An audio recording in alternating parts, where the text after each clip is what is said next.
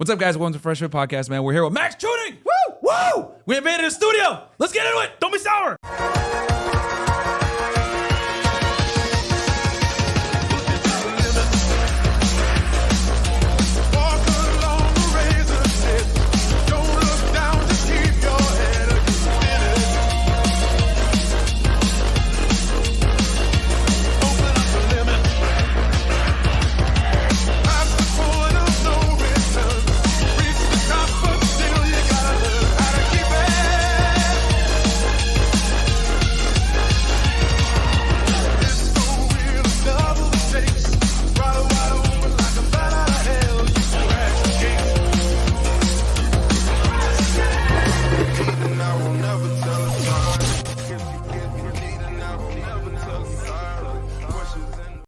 Hey, what's up, Max? Welcome to the Fresh Fit Podcast, man. We're happy to have you, and thank you so much for lending your gracious studio to us. Thank you, sir. Absolutely. Interviewed on my own set. Yeah. Well, actually, thank you for being gracious for lending your studio to us. That's what I mean. No, we took it over, man. Yeah, pretty much. We took it. Sorry. Over. He doesn't realize. You guys don't know this, but someone's pointing a gun at him right now off camera. So we told him we're using this if you don't like it or not. A Sour Patch gun. So no, we just got done doing a great interview. Max is going to be lit. You guys may or probably won't see it by the time this thing comes out, but don't worry, it's going to be lit. So make sure to go and subscribe to his YouTube channel, Maxx Chewning, and also the Don't Be Sour podcast. Okay, as you guys can see right there, go subscribe. So Max, What's up? man, We know who you are. What do you think definitely about know. men and women? Women deserve less smoking stores right now.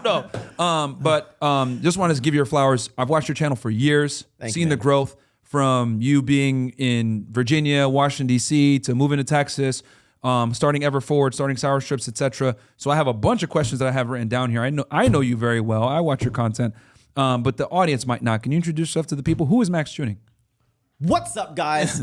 I am a 33-year-old kind of man-child, but I like to think of myself as a YouTuber first, entrepreneur kind of second, even though the business is kind of taken over. But I'm been doing social media for over a decade now, actually a little bit over a decade.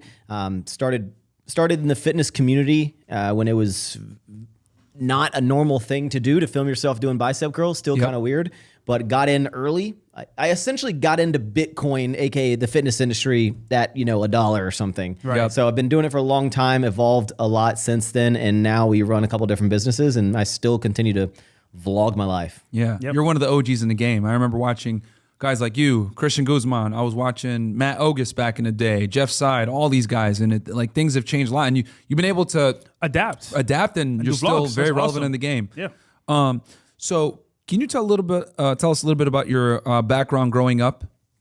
Yeah, so I'm from Virginia originally, born and raised. I essentially started as very southern Virginia, and as I got older, I moved like more north until I was right at like DC. Yep.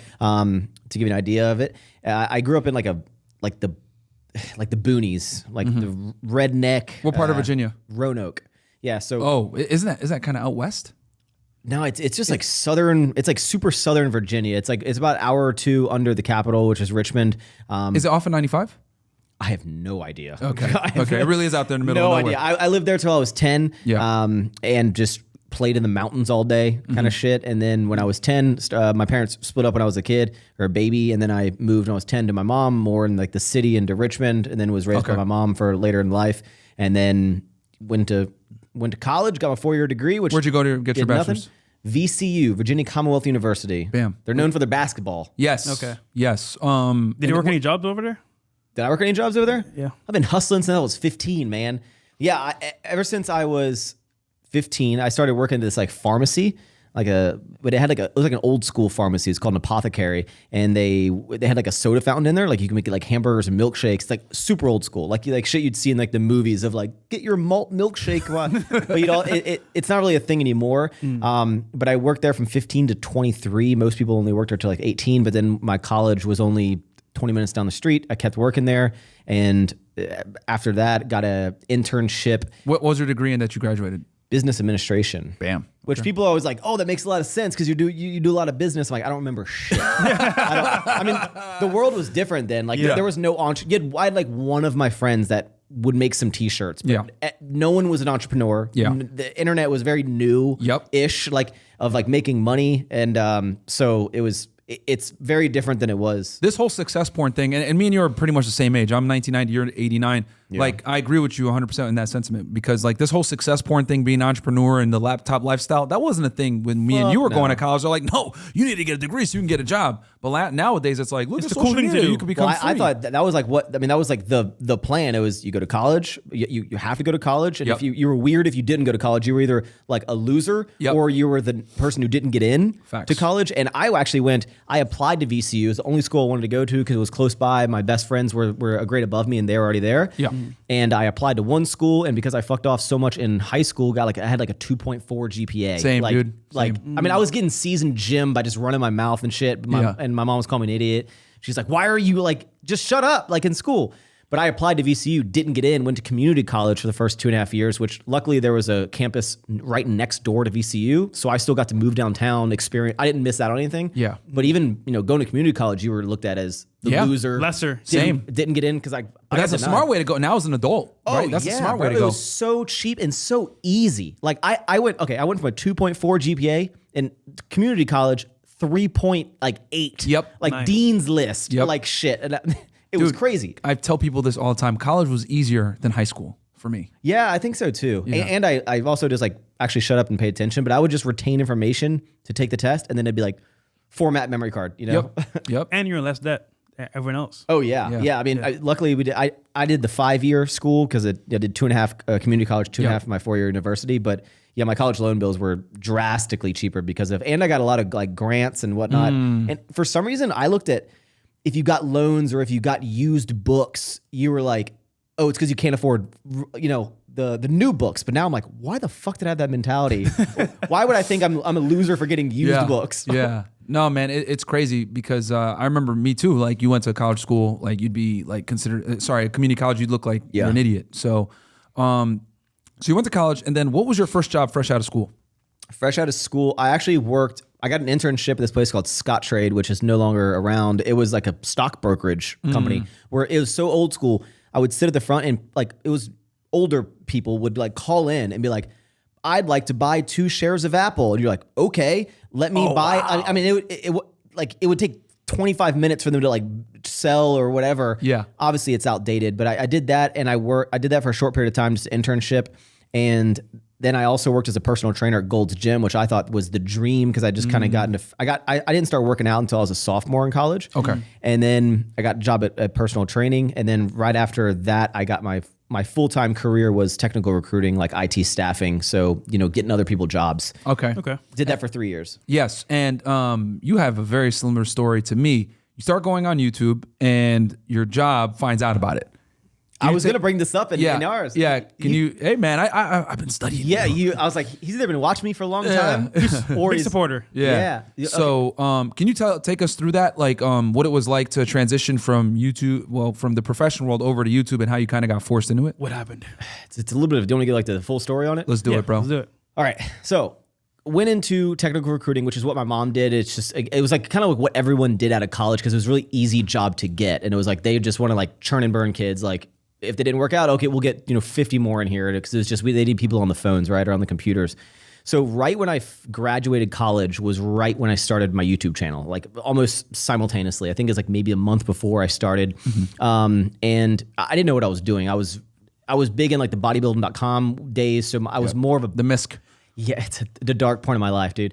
I was very much like a bro. I was like, "Fwa, dude!" Like I was like, "What's up, brah?" Like talking like this dumb shit, right? What year is this roughly? 2010, 2011? 2013. 2013. Okay, yeah. Yeah, so graduated. This is right around I call that the Z era. Z era. Yeah, he had passed away, but he had left a huge impact at that point. Yeah, I was still watching his videos before I'd go to work out. But so I was like, YouTube was just like, I make videos. No one thought about it like a business. No one was really making that much money from it. It was just like, it's an app. I make videos of me working out. Yep. So I started my job and thought nothing of it. And I started getting really into these like full day of eating videos where I just, the entire day I'd show you what I ate. And for some reason people loved it.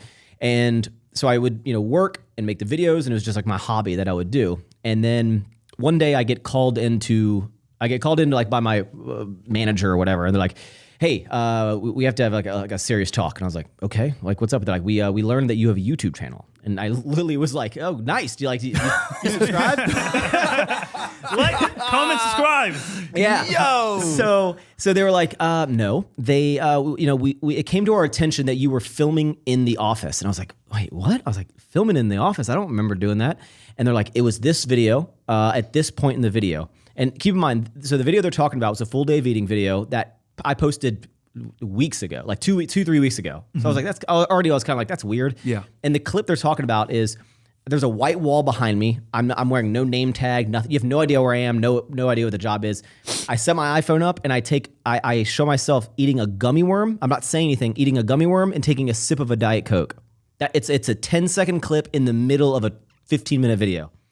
So they're with like, a white wall in the background. Yeah, you have no idea where I am. So I should have pushed back and be like, how do you know I was at work? Like, yeah, exactly. But so they were like, you cannot film in the office. And I was terrified because I wasn't making, I was making $20 maybe from YouTube. Yep. And they were like, you can't film. And I was like, oh, I understand. I'll never do it again. I'll take the video down. I understand. I'll never film in the office. Nowadays you can Instagram, Snapchat 24/7 in there. Exactly. But they're like, yeah, we need you to sign this like warning that says like, we talked to you about this. You're not in trouble, but just you're acknowledging that we're talking this conversation. I was like, okay, whatever. Like, I was like, yeah. 22 years old, terrified, don't want to lose my job. Exactly. But at that point they were like, hey, we'd also recommend, we looked at other videos and, use a lot of profane language, and we would just recommend that, for future employers, they may not want to see that if they judge you based on the YouTube videos. I was like, okay, whatever. So life goes on. 2 weeks later, I get called in again. Oh. And I'm like, well, what now? Called in again. They're like, we have to let you go. I was like, what? Why? I was like, for what? And they wouldn't tell me. They're like, essentially, like, they're like, we don't have to tell you. Just essentially pack your shit and go. It was a Friday, and all my coworkers were like, hey, see you on Monday. I was like, yeah. I didn't even take any shit from my desk to make it look like I was just like, yeah, see you later. So I was like freaking out, right? Because I just got fired. And then it took me forever to find out from my manager. It was like 2 weeks later, he told me, he's like, yeah, it was like, there was another YouTube video I did. I was like, what are you talking about? I was like, I never filmed anything. He's like, yeah, it was actually a video you filmed even older than the first one we talked to you about. And it was a video where I was sitting in my room in my house, and I'm using like a fucking potato for a camera. This is like, before HD. Yeah. And I'm talking about like my opinion on lifting and alcohol. Can you balance both? Yeah. And I guess at one point in the video, I grabbed my identification card and I'm like spinning it in my hand, right? Mm-hmm. Spinning it like on the table. And again, it's potato quality. You have no idea what it says, but they're basically like, you showed the logo in there, which they're basically saying because I showed the logo and I was told to not film, I was like, that video is even older. They're like, you should have gone and deleted all the old videos that had anything to do with the job. And I'm like, you didn't tell me to do that. Like, why would I think to do that? Your ID card that you use for the job to get in. Okay. And it's just a technical recruiting job. Yeah. But they're like, that's why I got fired, because of YouTube. So at that point I was terrified, called my mom, I'm like, what do I do? Luckily she was like big in the network. She got me a job like two weeks later at a company that does the same thing like a mile up the street. But at that point I had a big decision. I was like, I should stop making these YouTube videos. Yeah. It's fucking me up. Like I'm going to risk my career for this dumb YouTube thing. Yeah. And basically the decision I made was the other company really understood. They're like, we get what you're doing. We don't think it's a big deal. Like, we prefer you not film in the office. Like, yeah, absolutely not. They were cool with it. And from that point on, actually, it was actually one of the best things that happened to me because it made me shift my content. So instead of like opening up my videos like, what's up, you motherfuckers? Like, I was just like, I kind of toned my videos down. I kind of cleaned up the content a little bit, and it just kind of, I was like, I really want to keep doing this YouTube thing, and I stuck with it, and boom. It's shocking to me that they would even like, because you so make very clean, I mean, yeah, you swear here and there, but it's like, it's very positive, it's very uplifting, but and back it's like, then it was, dude, yeah, it's fucking lame. Well, back it was essentially what I came to figure out, which they never admitted to, is they just didn't want to be associated with my YouTube channel because of my language on there. Yeah. And what they had to have done was they probably had someone internally. They're like, find a reason that we can fire him for his YouTube videos, right? Because they had to go digging for that shit. And I'm like, I mean, for a 10-second clip in a video, 2 months old, in the middle of that, for me to flip a card for 5 seconds, that's what you're like, what? Yeah. Bullshit. That's almost like you're getting a strike from YouTube. Yeah, Go back to your exactly. video saying, hey, this video is actually bad. Strike. Look at me now, dude. Yeah. Boom. Absolutely. Fuck all of them. They're out of business and you're in business. Literally. So, all right. So you're continuing to make YouTube videos. You got this other job that's a little bit cooler with it, right? So take us through that. How are you able to scale up your YouTube while simultaneously working a full-time job? I didn't really think of it as back then. No one really thought about like analytics. No one was like, because obviously the YouTube, the 1 through 10 rating system wasn't around, but it was just, oh, my videos. Back then it was like your videos just averaged a certain amount of views. Yep. And just, you're like, over time, it'll go up. My averages will go up. And when I collab, they're going to boost. And then I'm going to be at the next stage. But you didn't analyze, oh, this video flopped or whatever. You just put out content. They got relatively similar views and you just kept making videos. It was a simpler time. It's like the golden There was no era. such thing as influencer back then. Correct. Like And you weren't, I just made content. So I never really was like hardcore, like, oh, like what do I need to do to grow? I was just like, I just film myself working out. And back then there was a true community of fitness influencers. There was like 10 of us, like 10 or 15 of them, and everyone knew each other. Right. Everyone watched everyone's videos. Everyone commented on each other's videos. And it was like you would collab with each other. And it was this truly a community where it's not like that anymore. And you would do a collab. I did a collab with Chris Jones, who you guys had on the podcast. And Beast Mode Jones. Yep. yeah, Shout and that out was to a crazy, part of my life in 2014, and like, just collabing with him got me like 30,000 new subscribers, which Nice. now someone with 2 million subs would be like, go check this guy's channel out. Nothing, it would do nothing.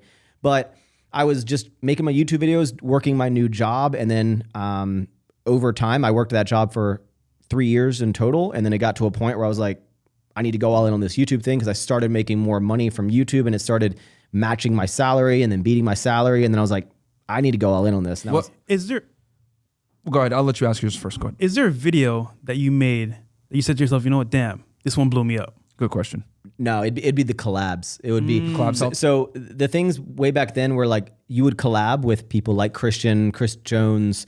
I mean, if you could get in with any of these larger people, and again, it was a community, so everyone would start recognizing people in the comments, and everyone. It was just like a very uplifting Interweb world. of like, Yeah, and there was only like 15 people. So it's Yeah. like if you liked fitness, you wanted to hear 10 different people talk about creatine at the time. Yeah. And so you would just, and there wasn't that many, it wasn't saturated, so people would find you just Yep. organically. And I'll say this as someone that used to watch that content at that time. Like I remember vividly, right, that period where it was like kind of like it was what I call like the aesthetic era of like fitness, where it was about kind of Z's like kind of started it, like pushing that narrative, and then like a lot of like American influencers kind of followed suit.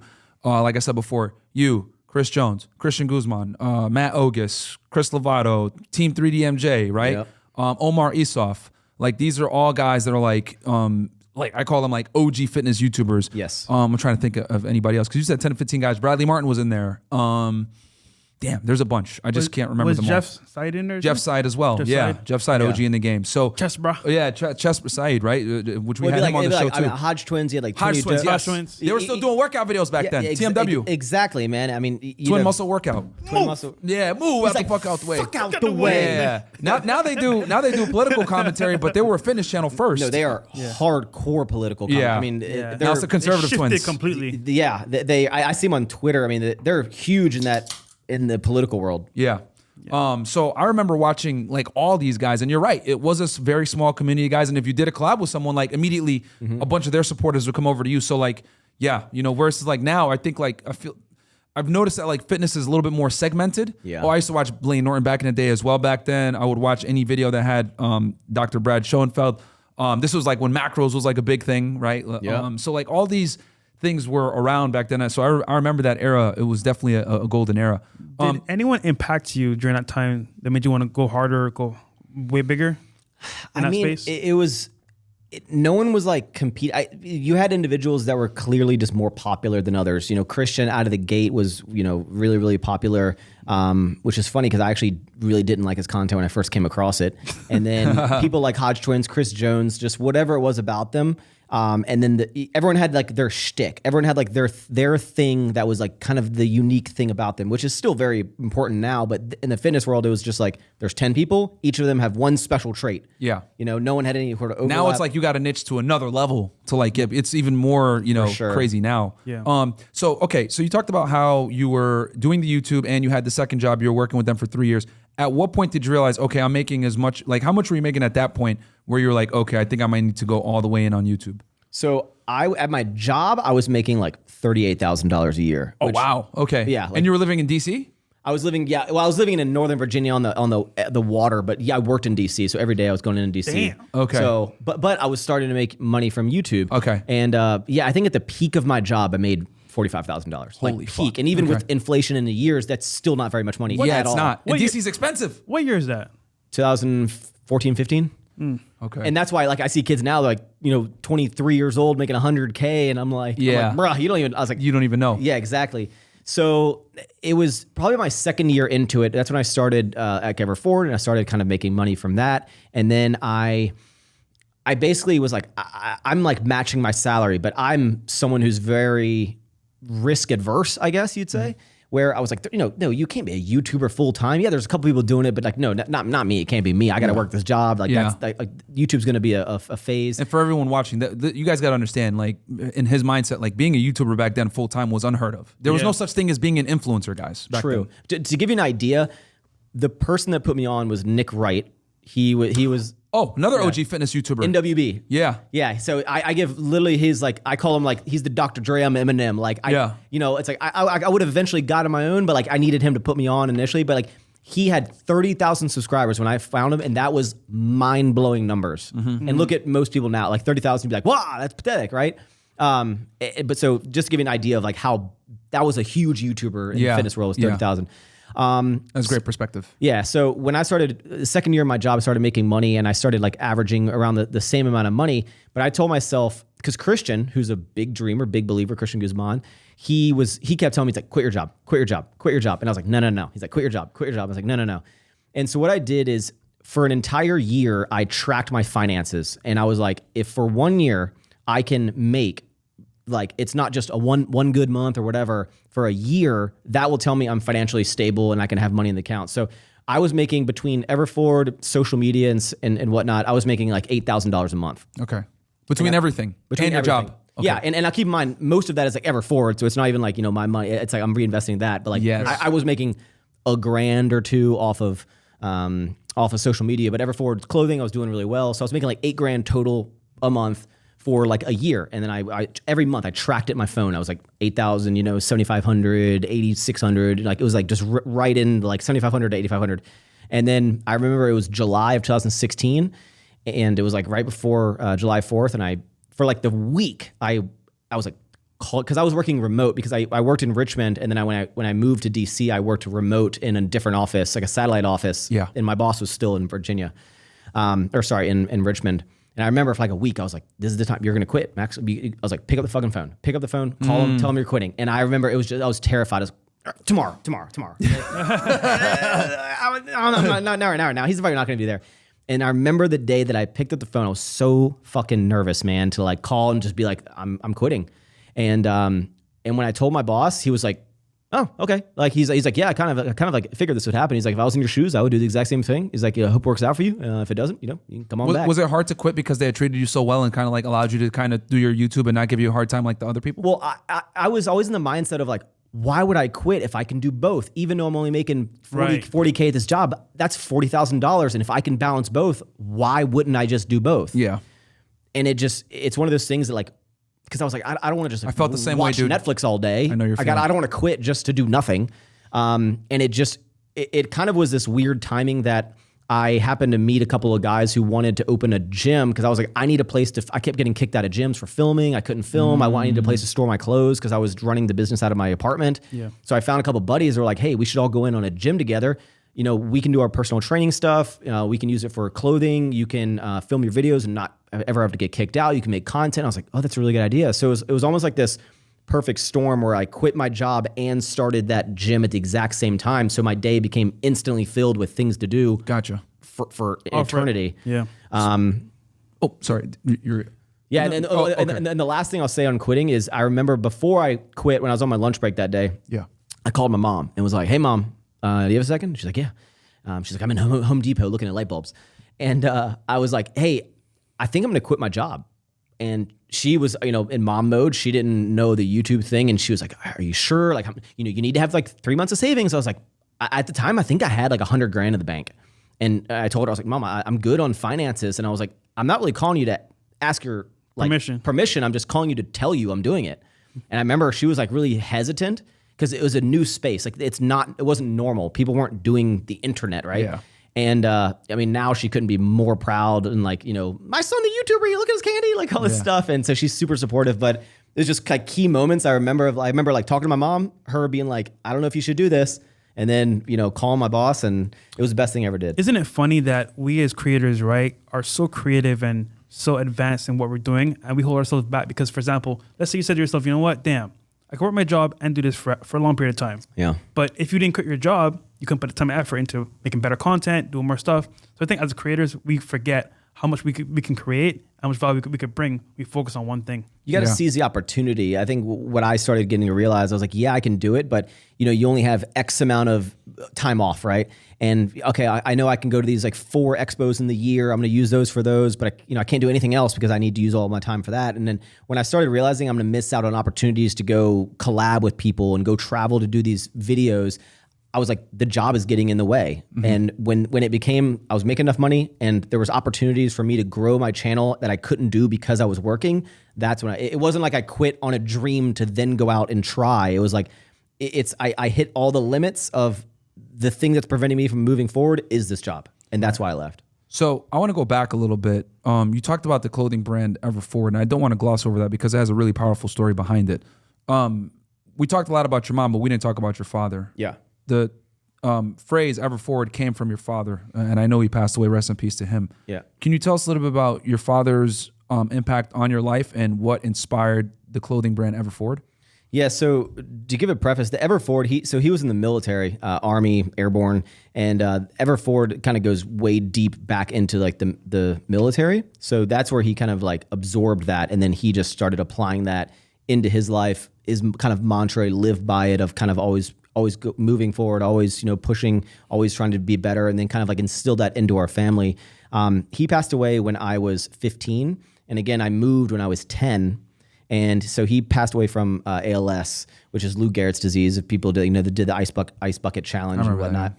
And he had a very quick, from diagnosis to, passing was like 2 or 3 years. So really, really short. Some people live with it for a long time. Some people have a shorter one, like my father. And even at 15, like I have a lot of memories of him, but it's hard to like remember a lot. It's because again, up until when I was from 10 to 15, I only saw him every 2 months or something. Once every 2 months we'd spend time. But then when he told me he was sick, it was like I was at an age where it almost didn't affect me. He told me, he's like, I have ALS, like it's terminal. And I guess when I think, I was like, how at 15 did you not 14? How did you not wrap your head around your dad's dying? And at that point, I couldn't. I was just like, oh, okay, okay.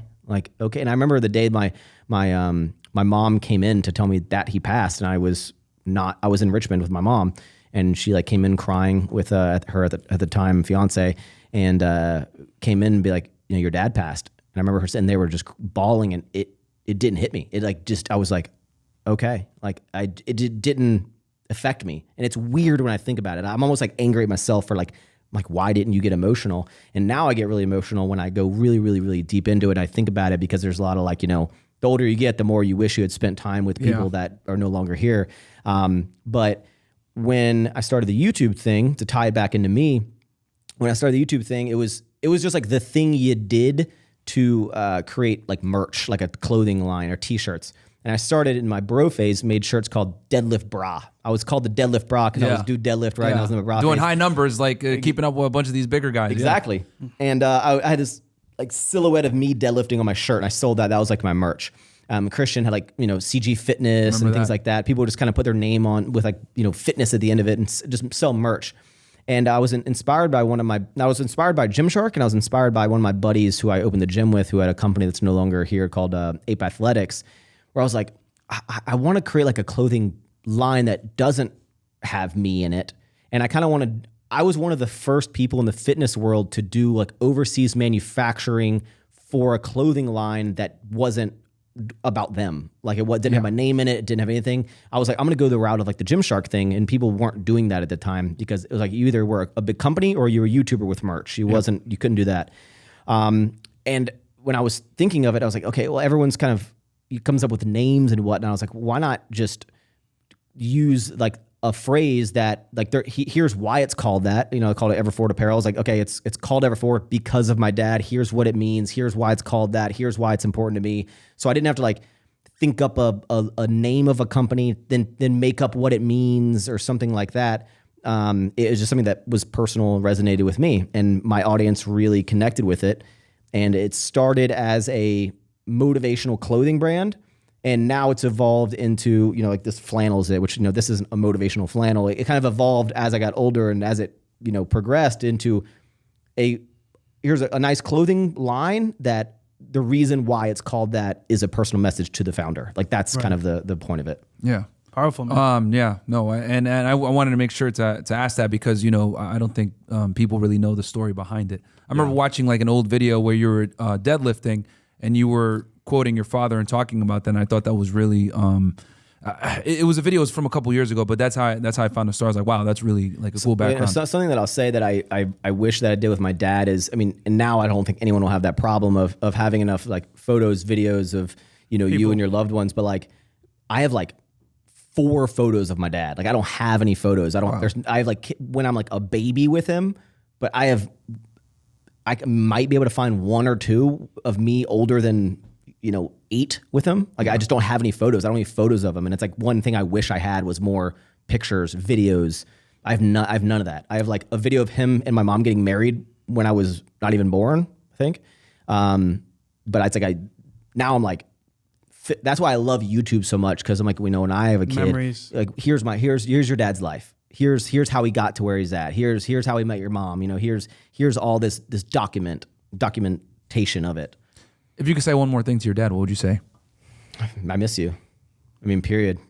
And you know, it's super hard losing a parent, losing a family member, losing someone you love, especially to a really terrible disease that just eats you away from the inside out. Mm-hmm. And you know, seeing my dad, and if anyone's had to experience ALS, it's just like with a lot of terminal diseases, it's just, you know, it destroys the person. They lose their ability to walk, talk. He's just mumbling like, and like he's in there. Mm-hmm. And he just can't talk. He's trapped in his body, and it's just like so terrible to see your own dad, like, you know, just deteriorate before your eyes. Yeah. And it's like now thinking back, I'm like, why didn't I spend more time with him when he was sick? Why? It's just you blame yourself. You blame yourself. Like, why wasn't I there more? Why when he was sick, Max? Why the fuck were you anywhere else besides with your dad?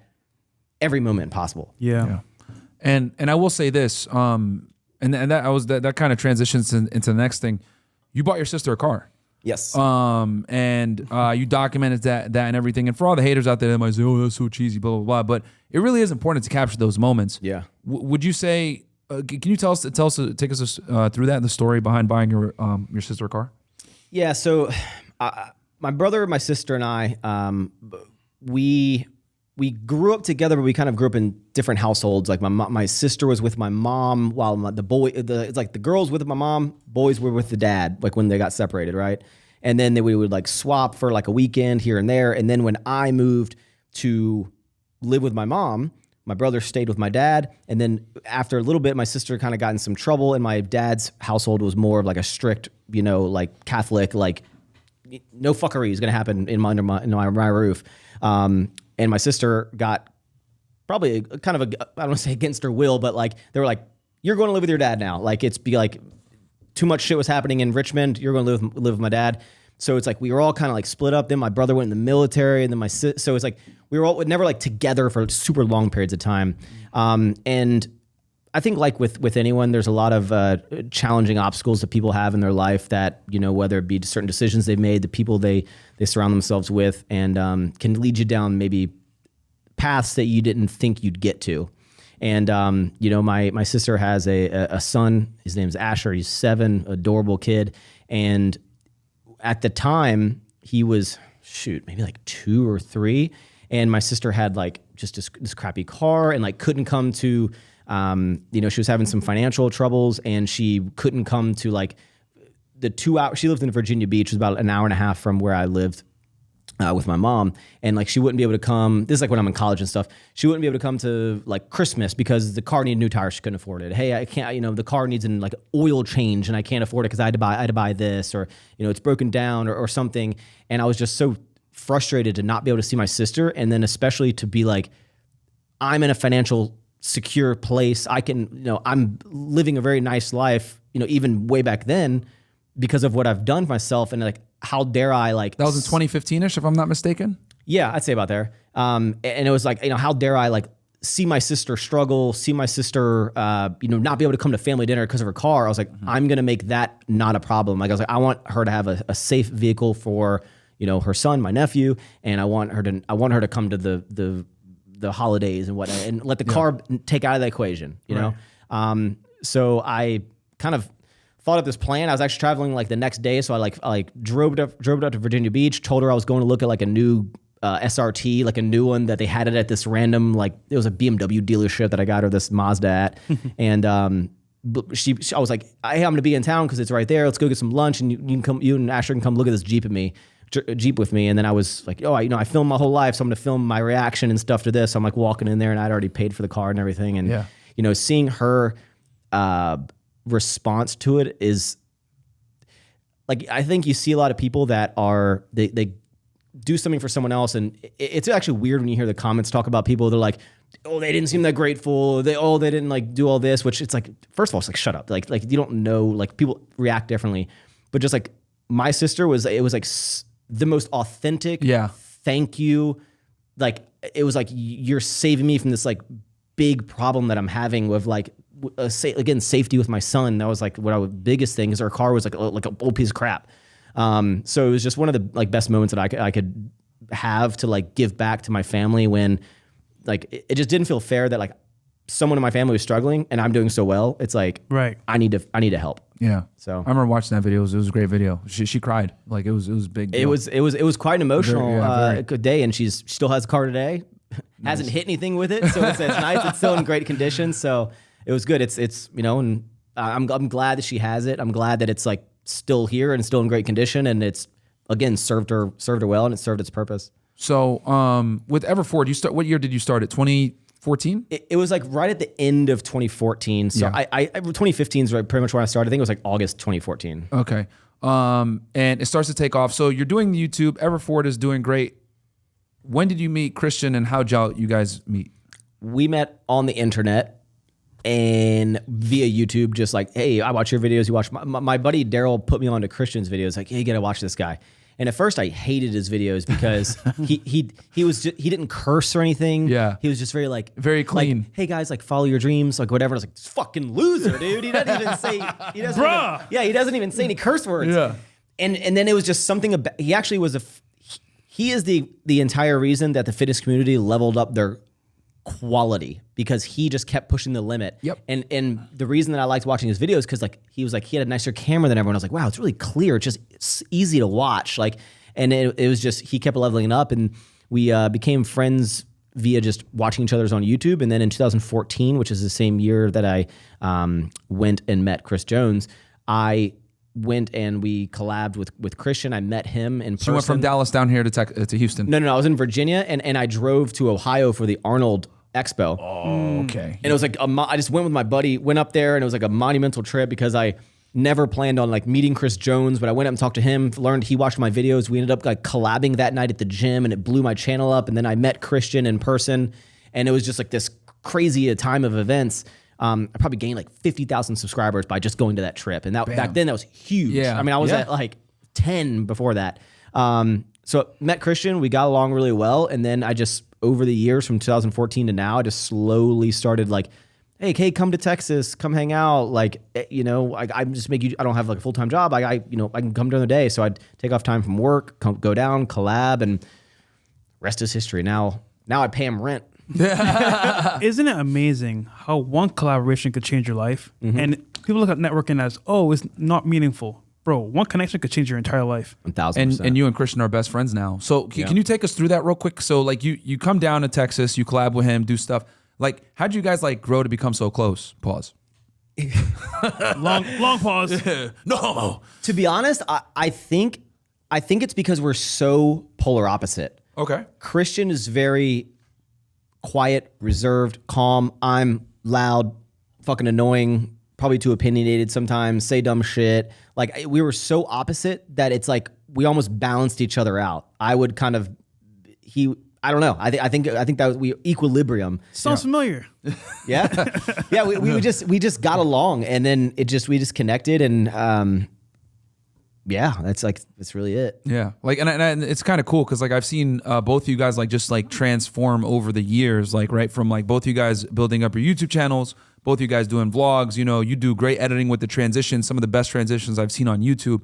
Right here, and this guy edits all his own videos too. Very impressive, man. Then I see, you know, Christian competing. You're, you know, alongside him. You guys are building business together. You guys are doing your different clothing brands, etc. But you guys were always able to maintain a very tight friendship. And I want to ask this, right? You know, I don't know if you've ever been asked this, but like, Everforward started like you had a lot of like fitness type clothing, but Alphalete has the same thing. How'd you guys like deal with that kind of like with competing brands and kind of in the same market? Did that ever cause a rip? Like, what was that like? I think that still comes up as a question, especially you know now with Christian's with Alphalete is heavily women's apparel. Yeah, like, that's like the breadwinner of the company, which started as mainly men's apparel. They didn't have girl stuff. Yeah. And then his girlfriend Heidi, she has a women's apparel brand that also does really well. And people always like, how can you like you're dating and you're competing with brands and they're both in the retail store. I think it was just like we never thought of it like that. Like yes, okay, there's going to be people that are going to you know only buy one or buy the other, and yeah, people will you know. When we go to expos and stuff, they're waiting in line. They come up to talk to me, but they're wearing all Alphalete rather than Everforward, you know. But like I just didn't like. There was room for everyone, and I think if you started with like this, like I have to be better than him. Oh, you know he can't you know get more money than me, or he can't get more popularity than me. Like that's just a bad way to go. I don't think that's not friendship right there. Mm-hmm. I think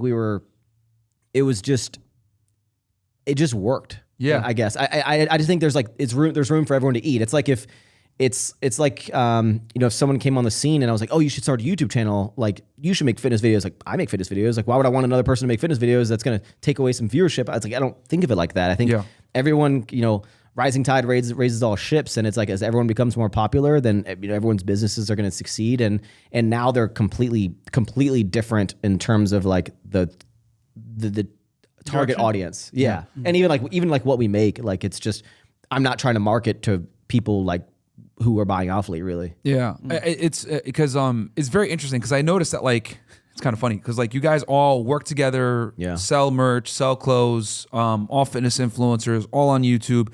And it's interesting how like you know, I'll see you model Alphalete clothes, then I'll see Christian model Everforward clothes, and then the girls they have their brands, they'll model Everforward clothes as well. And I always thought to myself like, they're competing kind of the same niche of clothing. How do they get along, and how does this all work out? But I guess you know it's fantastic. Yeah, like, it worked, and we were always like each other's like best models and whatnot. Yeah. And we would always like you know do whatever, but like we wouldn't do that for like a random other fitness brand apparel kind of company. So it was just. It was like friends being friends. Family, even right now, like in your place, like I looked at like you have all these like modeling photos, and they're all your friends wearing your clothes. And I was like, they all have competing clothing brands. I was like, this is fucking insane. It's the same kind of thing of like whenever any of us do a meetup, whether it be Heidi, Christian, whatever, like, hey, we're gonna go somewhere and have a meetup for my company, whatever. First person they ask is they get all their inner circle of people to like come. Like it's like Christian's like, I have an Alphalete event, like Heidi, Maxx, like Trolli, like everyone, like come on, even though you have different companies, like come represent my company at this event for the thing. Everyone's like, yep, sure, absolutely. And you guys all do that for each other, which I think is really fantastic. Which is why you guys kind of have like an awesome empire here at Alphaland. So man, I've got something. Did you have something fresh? I was just gonna say, you guys have created like a dynasty. For example, it's like a family. You have different factions of that family. We're but basically once Fast again, and the Furious. Exactly, but it works. So you make it work. So, so you and Christian became best friends, and you guys were, you know, filming content together, selling clothes. So, sour strips. Let's talk about that. That's the only thing anyone ever wants to talk about. Get the merch, bro. I'm actually surprised you went so deep into this because normally nowadays, like it's almost like not frustrating, but it's almost like everything I've done, no one gives a fuck about that. They're like sour strips. Really? Because it's just like they're like. candy. Yeah. Hey man, Max, don't be sour, bro. I know. Don't be sour. Yeah, no, it's funny. So I guess I'm like, are we the first people to ask like actually deep questions about the other stuff before? Definitely at where I'm at now. Like, yeah. Usually it's just like, so how do you start with sour strips? Like first 2 minutes, which again, I'm not like, I'm totally down to talk about it. Like I love it. It's my baby, but like Everford was the stuff I was most interested in, and like the backstory with that with your father. That's what I wanted to ask the most. it's cool. It's just, it's funny now that like, yeah, sour strips is just the hot topic people want to talk about, which I'm totally fine with. So let's go through it. So when did you start it, and what gave you the idea? And I mean, I will say this a little bit. You know, watching your videos, I used to watch you eat like gummy bears and candy and all this other stuff. And you know, I like candy. I ain't gonna lie. You know, gummy bears and like anything that's sour as well. We have a very similar candy taste. Pause. But what? Long pause. Yeah, very long pause. What? Bro, your candy taste is even worse, bro. You be eating candy corn and shit, man. Shit, gross. What are you talking about? Candy corn. You be eating the gross ass candies. What inspired sour strips, and when did you start it? So sour strips started on my 30th birthday, September 9th, 2019. Damn, nigga, you old. I know. You same age, right? Yo, You're about to hit 30, right? Least professional podcast ever. Sorry, go ahead. You gonna tell the guests? Damn, nigga, you old. So I started it. I started when I was on my 30th birthday, and I guess the way I was inspired a lot by Christian, like with a lot of the shit that I do, is just so like when you have someone that's doing shit on another level on a constant basis, it always makes your brain tick a little differently because you're like, I need to level up my shit, not to be like so I can make myself look as cool as him, but it's just like, how am I going to be surrounded by my peers and they're just continuing to push the envelope? Like, I need to do that shit too. Yep. Yeah. And I think that's how people should surround themselves with those types of individuals. So when he started 3D, or it was Up at the time, RIP Up, you know, getting cease and desist on that. But now it's 3D. Yep. We got the purple ones, guys, just so you know, because, you know, we like grape drink. grape drink. That's what we've been drinking is the purple. And it was like, when he came out with that, I was like, dude, that's crazy. Like, he was the energy drink guy. And as weird as it is, in the fitness world, I will go on record to say Christian Guzman put energy drinks on the map. Bro, I drink White Monsters to this day because of him. He was the White Monster guy. They need to cut him a check. I know.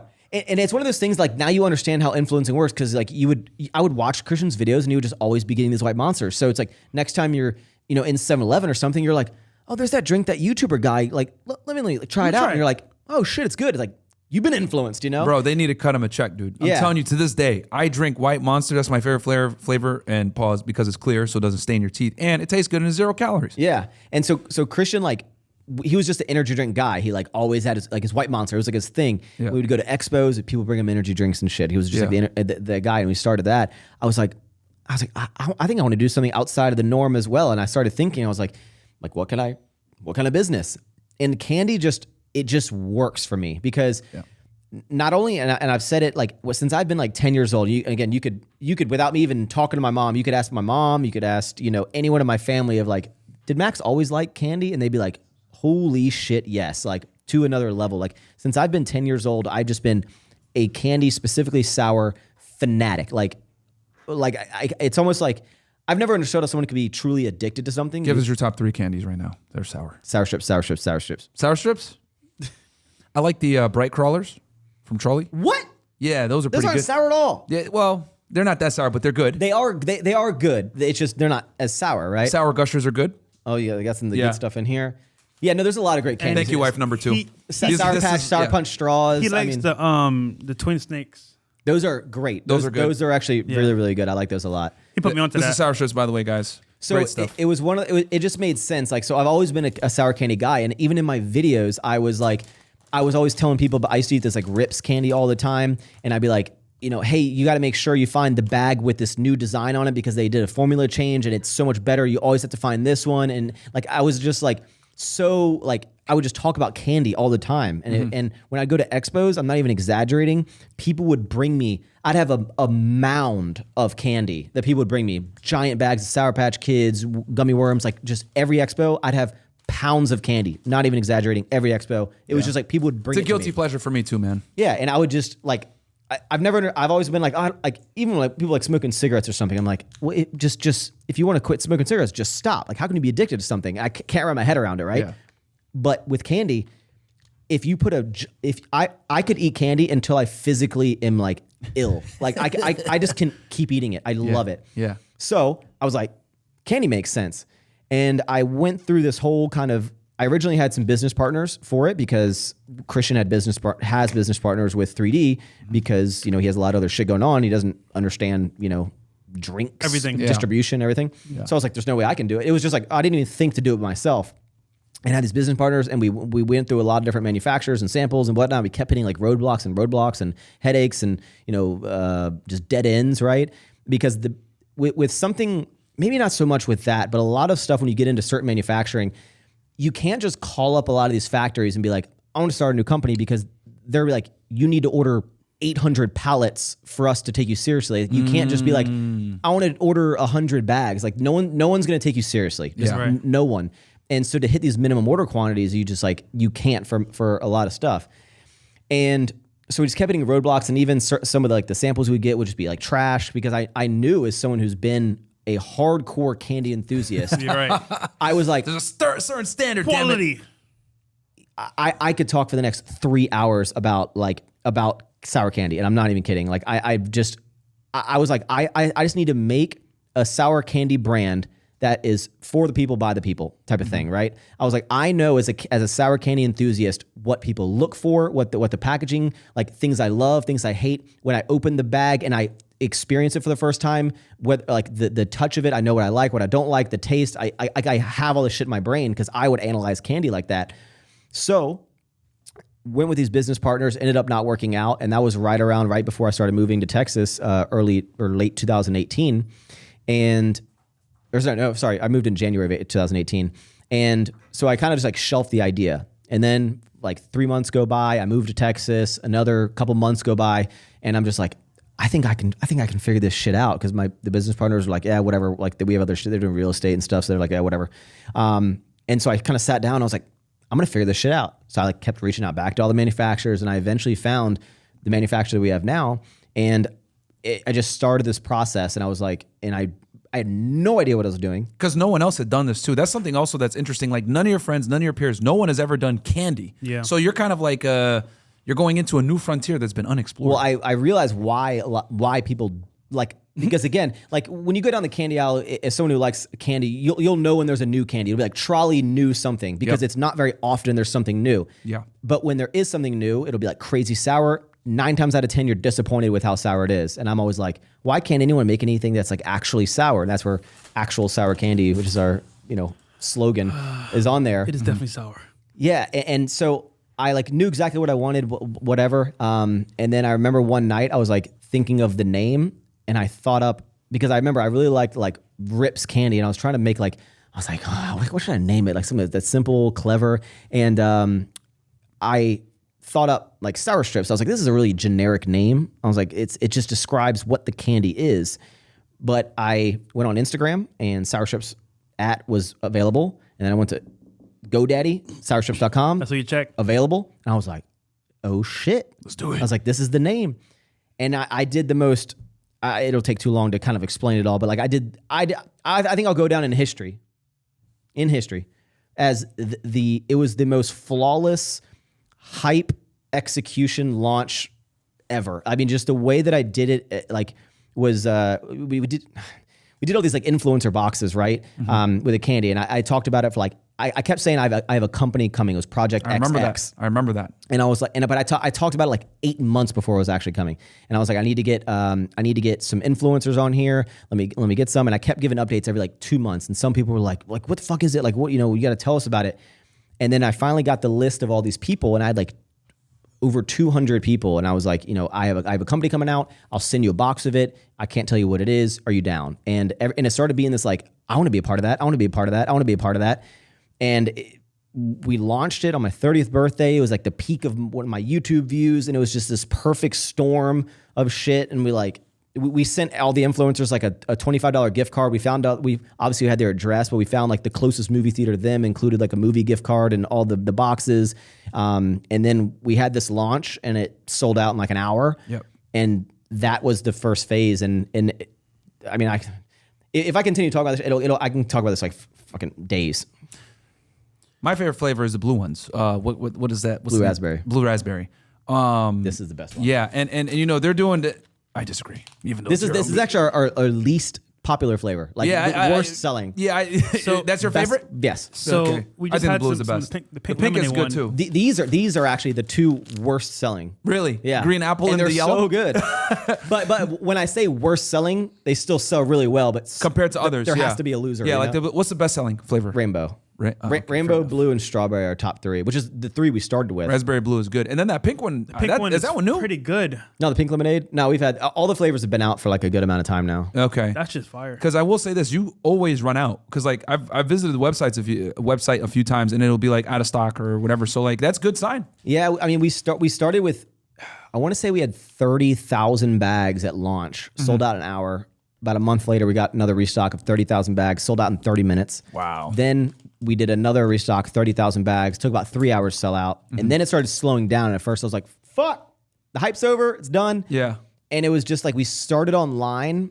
And in the first year, we created the hype of online, built the social media. And because I was like, I know how influencing works. I know how marketing works. So it's like I could do a lot of stuff with this that other candy brands couldn't in terms of being edgy, being really quick to memes and being quick to all this stuff and, the aesthetics of what it needed to be. And then, COVID happened and it was like this perfect storm because right when COVID happened, everyone was rushing to the internet to buy shit. So our online sales were just going through the roof. Yeah. And then when So COVID helped you. for sure. Yeah. Right. And then when COVID started dying down, was the brand had been out for long enough that stores started wanting us to be in their stores. So we started testing into stores, and that was right when COVID ended. So everyone was rushing into stores. Gotcha. And that just boosted us in retail. But now we're like 90% of our revenue comes from retail. Wow. Yeah. Wow. So you guys Yeah. have transitioned off online. Like you guys are in. You know what? I have seen it in some stores. You guys are in Walmart, right? We're in regional Walmart, but like our biggest account right now is Target. We're Target? nationwide Target. It's funny. The packaging stands out so much when you're in the candy. I was like, damn. Yeah. this Sticks is like- out. Well, what's funny is like, so with this, one thing is like, I think there's one other candy brand, this this gum company, Project 7. They use a white bag, but no one else uses white packaging. Yeah. I think this company Albanese uses white packaging. Sorry, but nothing that kind of looks like this, right? With like Nothing for sour the candy. character, yeah, exactly. And The what's funny is, characters are really good too. well, when I first came out with this, I had people tell me, they're like, Max, you idiot, white. Like, there's a reason why all these companies do these like big colorful bags. And I kept telling them, I was like, yeah, but this is gonna stand out. And I was like, things like the window. I was like, people want to window. see Yeah. into the candy. They want to see what they're getting. Because have you ever gotten like a pack of sour straws or something, and you can't see, and you take it out, and it's all fucking wet. Yeah, You yeah. get It's all sour fucked up. Skittles Yeah. and stuff, and you Yeah. don't know. And I was like, I want you to see what you're getting. Yep. And yeah, these characters are made by a designer over in the Philippines, and he like did a great job. And I have the next like 10 characters already made, just in case I lose communication with them. I have like the next like 10 flavor characters already made. Like, Hey, man, cheap labor. it is, and he does great work. And what's crazy is I don't even like when he sends me a bunch of characters, I'm like, okay, like what do I owe you? And then he asks me, he's like, is this rate okay? Like he asks if his rate is fine with me, and every single time I'm like, yeah, absolutely, because it's so cheap. But it's like it's wild. Like I've never negotiated with them because I'm just like, yeah, sure, whatever you want. Like if it's cheap. Wow. So you obviously had to deal with certain obstacles that other people couldn't even fathom, like releasing a candy company, right? And then on top of that, you don't really know, like, let's be honest here, it's not going to be easy to like call up somebody from Wonka, hey, can you help me out with launching my candy? Yeah. This is probably stuff that they're going to keep safeguarded secrets, which allows them to stay in the game so long. And it's a very niche market. Can you tell us about some of the biggest obstacles that you had to deal with and some of the biggest headaches you had to deal with launching your candy company? I wouldn't say it was launching it that became the struggles. It was really when we started getting into retail, because there's so many things that you just don't even understand, like about distribution. How are you going to get it to the warehouse? What are the packaging requirements that they're going to need? And like they need it in specific ways. How do you ship it there? What prices? Like when I had it and stores wanted to buy it, I was like, what do I sell it to them at? Yeah. Like how much margin should I make? I don't know. How much should they, like, they're like, what should we sell it at? I was like, I have to think about that. Like I had no one telling me all this stuff when we're setting up stores, and like they're like, all right, like log it, make a vendor account and like set up the candy. I was like, I have no idea how to do that. Like I've essentially been a part of almost every single aspect of this company, and that's why I take so much pride in it, because I've been in the weeds of this. This isn't like a brand that someone else runs that I'm the face of and promote. Like 90% of my day is at that computer doing this shit. Every dealer, every like distributor, company, Target, Walmart that's reached out to us, that email has come to me. I have responded to that. If a gas station wants to carry it, it comes to me. Like, wow. So they're I'm the literally gatekeeper. contacting you to get it. So like The you don't even owner. have an assistant dealing with it. You're dealing with it right there. Yeah, basically it comes to me once I want to approve that yes, we'll go into that store. Then I send them the information they need, and then I pass it along to Mona, who handles all the kind of the sale. Like, What are she the handles that. prerequisites for someone to carry your candy? I guess it would be. I guess that's kind of The a biggest one, the tricky biggest one. question. No, I guess the easiest thing is like we'll get a lot of distributors, which are like, hey, I sell it to 50 gas stations, right?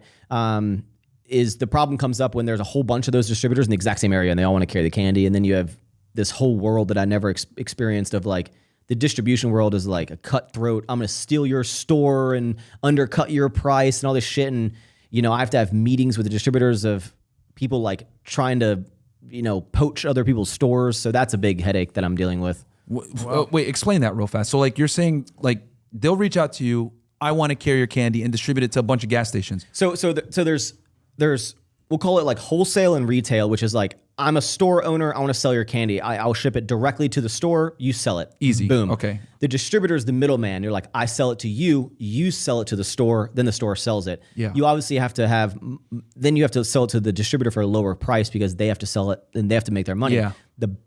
The pros of a distributor is they're going to have a network of stores they can immediately get into, like the gas stations and whatnot. Exactly. But there's basically like independent distributors, which are just, you're a guy, you buy a bunch of products, you've managed to get relationships with 10, 20, 100 gas stations, and like those are your accounts, right? And you have these 10 products you sell into those accounts. And you want to add this into your repertoire of products you sell, so you reach out to me, but you could be in the same area servicing potentially the same stores for different products, or the store down the street, right? You could both be in the exact same area. You both could contact me and be like, I want to sell sour strips as well. And I'm like, okay, just, hey, if he's already got a store that sells sour strips, don't sell it to that store, and you, same thing. Just keep your stores, get new accounts, but just don't steal his stores if he sells sour strips. Right. They're like, okay, that's not how it happens. Yeah, of course not. It's, you'll call me and tell me he's stealing your store, and I'll call him and you'll be like, no, he's stealing my store. He's going in and selling it for 5 cents my cheaper. God. And it's like, it's crazy. Like I deal with this on a weekly basis. But what's interesting about sour strips is, again, there's no sales team. There's no people reaching out to all these Target, all these stores trying to get accounts. We're very fortunate, and something super unique about sour strips is that it became so popular so fast that all of these stores come to us, which is not common. Yeah. Not normal. That's Yeah. good. The pinnacle of what people want to get into are these Target, Walmarts, HEBs, Hy-Vee, Safeway, Quick Trip, all those. And you have to, sometimes you'll pay a bunch of brokers, pay fees, have sales teams that are calling the buyers, hey, oh my God, can you sell this candy? All these stores have come to us, and which is not common, and I'm very, very fortunate to have that happen because it's not normal. Do you think your social media influence played a big part where you built a platform, so it's like it kind of did a lot of the work for you? 1,000%. Some comment that I'll get is like, this wouldn't be popular if you didn't have your big following. I'm like, yeah, well, the 7 years before I started this company was the 7 years of work for me to have it easy. So would sour strips, not only, I don't even know if it would exist, right? But would sour strips be as popular as if it didn't have my personal, my network of people, all of that? Probably not. Absolutely not. But it's like, I have that. The 7 years that we talked about earlier in the podcast that people seem to forget. And the biggest thing is too, is unlike a lot of people who have brands, you see a lot of these big, and it's not to knock them at all, because sometimes it's working smarter, not harder, right? A lot of these big, especially now, everyone's getting into like energy drinks or whatever. It's usually like, there's a big people behind the scenes. They come to you. They're like, we'll run everything. You be the face of it. You can say it's yours 100%.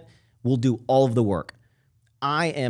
I'm doing all the work. Yeah. Which is probably not the best thing, but like I take a lot of pride in like, It's yours. yeah. And it's like, I'm me and my team. It's not just me, but it's like me and my small team of people. Like we're building a business. How many people are on the sour strip team? Roughly. We have like 7 full-time employees. And then we have like over 20 like hourly full-time employees. Okay. So I was gonna say, wait, did you want to add anything else to that? No, I was gonna say question? like a lot of Please. companies, like when you start something like this, you were like, oh, we need a sales department, we need a marketing department, we need all this stuff, Legal and you're burning all this cash and all these different things, and it was just I contribute a lot of it to luck because I didn't know what the fuck I was doing when I got into this, and I still kind of don't. But You're learning. I'm just kind of like, I think we can do so much with as little people as possible because I'm saving all that cash to reinvest in the company. So we've never taken a loan, we've never raised any capital, which again, to get to the revenue that we're at without taking capital and still being profitable, almost unheard of. Yeah. Almost unheard of. And I want to definitely talk about the money portion here in a second. I want to say this, man, don't undersell yourself because I saw you build up this business. You know, luck is nothing more than opportunity meets preparation. Yeah. You know what I mean? And obviously you had the preparation from eating a bunch of sour candy, so you knew what was good and what was bad. And then obviously scaling up all the other businesses you had that gave you the capital to be able to fund your own candy company to where you're at now, man. So And also, you put in the work, 7 years beforehand. exactly. That's right. I had to make dumb jokes and eat other people's sour candy for 7 years. On YouTube, exactly. That's right. That's tough, man. What disqualifies a store from carrying your product? That's a really good question. I really haven't for a little bit. I didn't want to sell into like smoke shops and vape shops. Okay. But then I was just kind of like, people want to buy it. You know, it's like, The munchies. yeah, exactly. It was more like, oh, I don't think that some of the stuff's good for your health. Like maybe I shouldn't sell it in there. But no one really disqualified. It would be more of like distributors who are in the same area. I wouldn't sell to. Gotcha. But, Okay. But the only reason I would not sell to a store is either we already have a distributor carrying in that area, or we don't have enough inventory to continue to expand. Gotcha. What's the retail price for a bag of sour strips typically? Ranges across the country. The lowest you'll find it is $2.98 at like Walmart, which they're always going to be. Walmart has to be their everyday low value price is meaning they want to be 10% lower than any other retailer. So they want to have and usually do have the lowest price. So $2.98 all the way up to you could find it for $5. Really? At a like in California at a gym or California gas station, you might find it for like $4.50 or something. But I'd say on average, $3.29 to $3.50 was like average price. Okay. And then, so how many packages are you selling a month? Roughly. About 1 million, a little over 1 million. Holy shit. Yeah. So- Yeah, I'd say on the low end, like 700, 800,000, but So a bad month, 800K. Typical month, 1 million. Good month, 2 mil?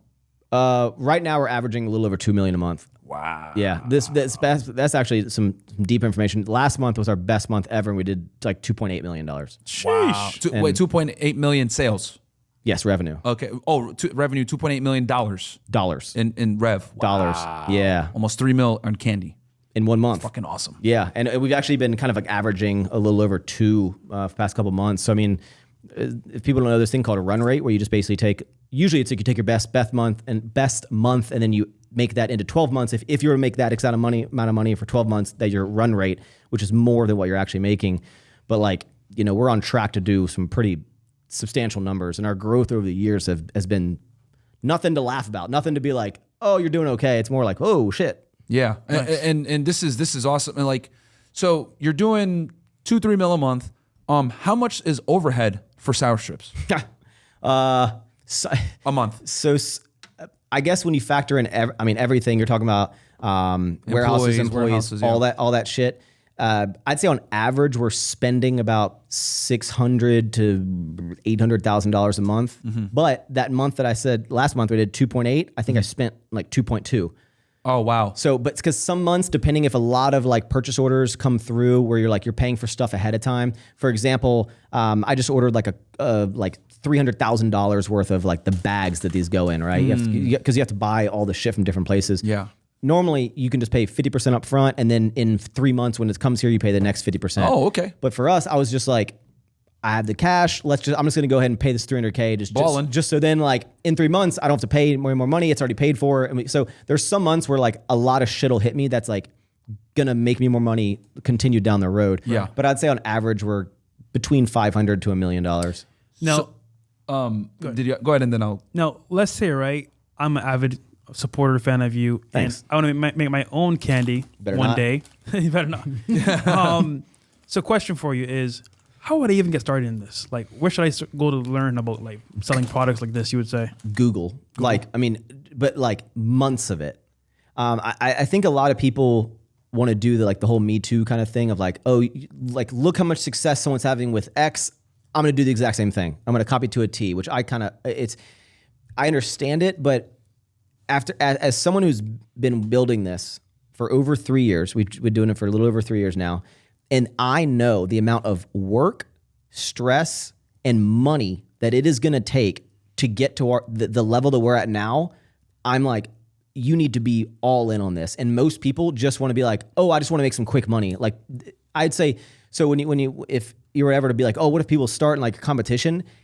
I'm never cocky and think that like no one's gonna come out and beat me. But I know how much work it takes, and I think the 98% of people are not gonna be willing to put in how much work I've put in for this. Yeah. And they also, I mean, I'm shocked that you deal with the people by yourself. Like you literally deal with vendors that want to carry your product by yourself. Typically there'd be like 2-3 people that you need to deal with before you even deal with the president.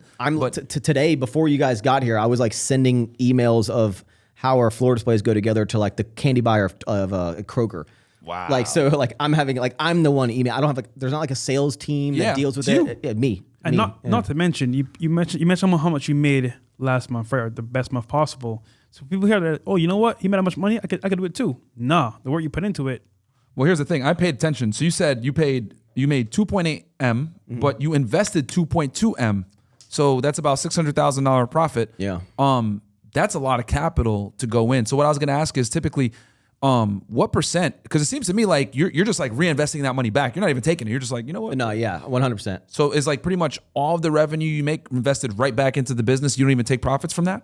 Yeah. So the way that my life kind of works is essentially YouTube, which I make I make about $1 million on YouTube, like YouTube promos, brands I work with. Okay. Like So social media max. Between AdSense, sponsors, brand deals. That's about it. Yeah. Those three things. Those three things Which you again, make. but yeah, like last year I did like 980. Okay. So, and this year might be actually a dip a lot. I have less sponsors per month right now. So maybe, but we'll call it between $500 and $1 million. Okay. A lot of money. Yep. Obviously got to pay taxes on that, unfortunately. But that kind of Buy real estate, then you won't. There you go. That funds my life of like my bills and my things like that. So I don't need to pull money out of the candy account, Okay. Or ever forward, right? So I'm in a fortunate position that I have multiple streams of revenue, or like 3 different things where I don't need the money from sour strips, and I'm not someone who. Yeah, our business is doing really well. No Lambos? Yeah, I was gonna say could I go buy these things, but like they don't really interest me that well, and I'm not burning a lot of cash. And the reason I'm doing that, not only is that not really who I really am, no hate to anyone who does that kind of shit. If you like to buy shit, you like to buy shit. I like Jeeps, but for me, I know that to continue to scale this company is going to start getting. It already is expensive. It's going to get substantially more expensive. Shipping issues, cost, manufacturers. I mean, I have about $35,000 in rent right now between this space and 2 other warehouses. We're about to move into a place that I'll get out of these ideally, and my rent's going to jump up from like $35K to probably $75K. Right, pretty substantial jump To store your candy and your clothing and everything else. Not even the clothing. I use a distribution center for that, but this is just candy. But like our offices, candy distribution for that. So I know that like our costs are about to go through the roof. So yeah, it's great that we're banking so much cash right now. But I'm just so focused on how much money it's going to cost me to get from what we're at now to like $100 million. Yeah, it's going to cost a lot of money. And like, yeah, you have some great months, but if some big costs come up, I need to be prepared to have that cash. And if I'm blowing it on stupid shit, it's not a good idea. So just like kind of look at this from a bird's eye view. So you're earning somewhere between $50,000 to $100,000 a month on YouTube, between sponsorships, AdSense, marketing, working with other brands, and then you live off of that. That's like what pays your bills, cars. It also pays for 3 of our employees because it goes into a holdings account. But so my social media pays for about 2 or 3 of our full-time employees' salary. So a lot. I'd say about. Let's say if I'm making, but I'd say on average like 50 to 70K a month. Yeah. Some months are great that we hit like 100, but I'd say about 30,000 of that goes straight into like employees. Okay. Straight out of the gate. So you live on way less than you actually generate with all your businesses. Like substantially less, yeah. You're making damn near $3 million with just the candy, and then how about Everforward? What's that bringing in typically? Per month? The clothing, yeah. At the moment. Not much. Nothing. I mean, because like my launches are few and far between. The peak of Everforward. So Everforward was this. We never had like a rocket ship, right? It was always just and so from 2015 to 2019, 2019 was our best year ever. And so from 2015 we steadily grew, and our peak year was $1.6 million. Okay. That's my peak year. Now Sour Strips is doing almost double that a month. So you're focused more on Sour Strips. You still have Everforward, but you're focused more on... Yeah, and then so Everforward went from like 1.6, and then it dropped down to like, because when Sour Strips started, it dropped to like 600K. And then I built it back up. Last year, I haven't got the numbers yet, but I think we might have tapped $1 million. This year, I will not get anywhere close to $1 million. Gotcha. Your focus is on the Sour Strips. Different focus. And I can see how, like, you know, and I'm really happy to do this interview and get like the background on like what it really takes to scale up a successful business. I don't think people understand this. Yeah, like people really don't understand this. They'll be like, oh, they'll look at, he made 2.8 million in a month with the candy, but they didn't see everything it took for you to do that. And most importantly, they didn't see that you invested 2.2 million to make 2.8 million. Then that money's being reinvested right back. I started this company with $50,000. I put $50,000 of my own money into it. So that was what it took to. It cost about to do the promo, to do all the initial, to like from when I had the idea to it launching was $50,000. Okay. And sorry, I take it back. It was about $30,000. The extra 20 that I paid for the next launch after that. And then to that point, I've never put more money in the account. So I've grown it from 50 to what it is now, right? $50,000 to what it is generating now, with no outside capital, no loans, no nothing. And which again, it was just, I like to call it this perfect storm of the timing of when we launched. I mean, it was just, you couldn't have, it was crazy. No, man, it's your fucking hard work, bro. But there was a point when we launched into Target and we were doing these other big promos, there was a point where these accounts needed so much candy, which you have to, buy ahead of time to get, packaged and ready to go out. So it's got to do like, hey, if it wants to be in June, you got to get it ready and, order it in February to get it in, get it ready, package it, because you got to order a lot more supplies, order more candy. It takes some time.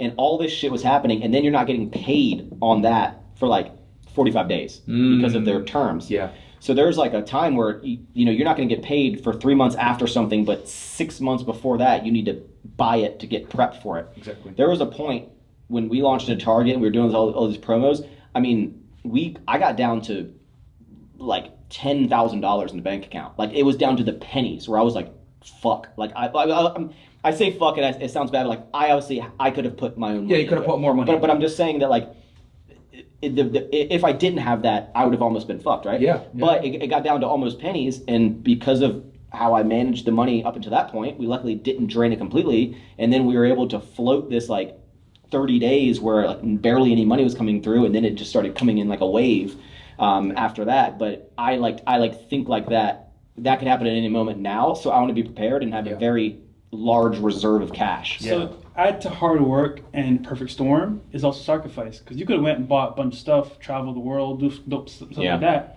You wouldn't have money to make that sacrifice. I'm in the long game with shit, man. It's like, and I think the biggest thing that I always see is, I always joke and say like, I feel like a lot of people don't realize my financial success because I don't buy a bunch of super flashy shit. I have a nice home. I have a new Grand Cherokee, $70,000.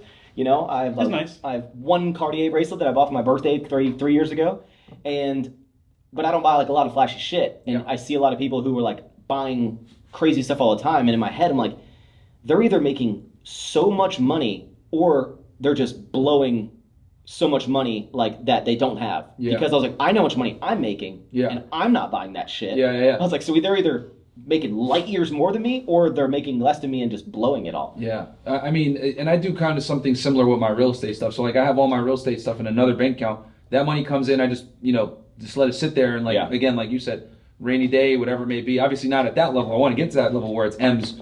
But it's always good to have that extra money, because like you said, right? Like businesses are expensive. Real estate is expensive too. And it's like roof might break, or you might need to, buy some, some more stuff for your product. So yeah, I can see why that's so important. I'm not lying, man. You're inspiring me, man. Yeah, no, this is great. Guys.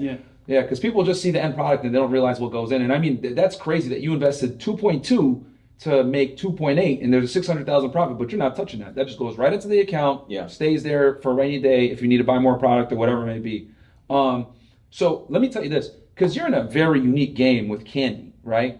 What are some of the biggest hardships of competing with like these established brands like, you know, freaking Trolli and Wonka and Haribo and like you're there with the big boys, man. I guess I never want to get cocky or whatever. I almost look at it as the opportunity to make a cool candy brand with a great product has been available for so long, and I'm just like, why was I the person to do this?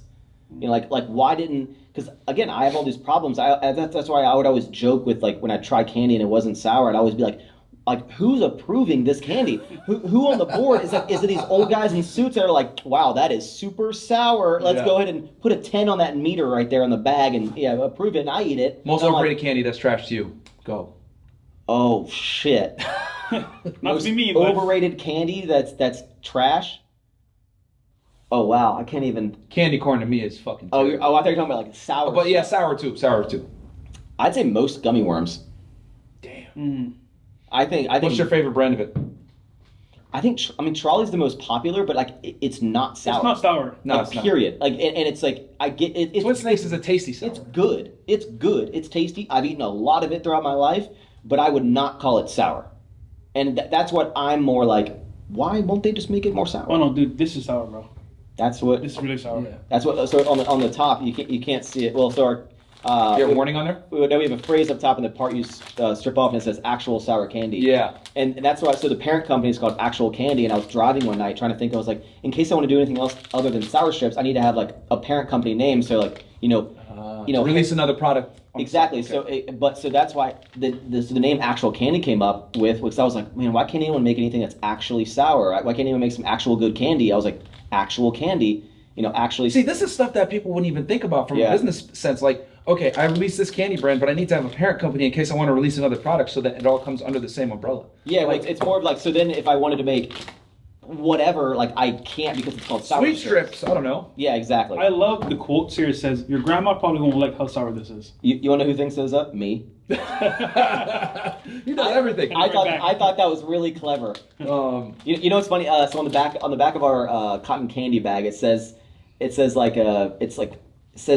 does it say? Like a carnival explosion of flavor or something in your mouth or something like that, or like a carnival explosion of flavor, something.